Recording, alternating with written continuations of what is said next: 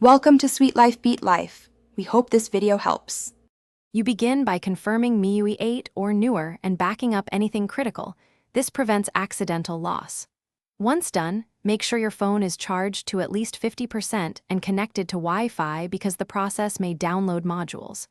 Go to Settings, then scroll to Special Features. That's where Second Space lives. Tap Second Space to start.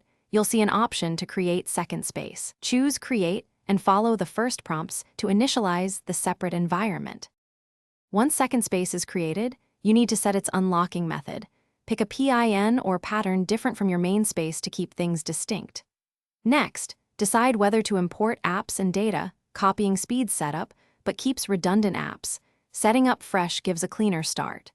Make sure to add fingerprint or face unlock for the second profile if your phone supports it. This lets you switch quickly without typing credentials every time. Confirm and finish the setup prompts. To finish, practice switching. Pull down the notification shade or use the lock screen quick switch, then enter the second space PIN or biometric to enter. You should manage apps, notifications, and permissions separately. Make sure to install needed apps inside that space. If second space doesn't appear, go back to Settings Special Features to enable it, then restart the phone.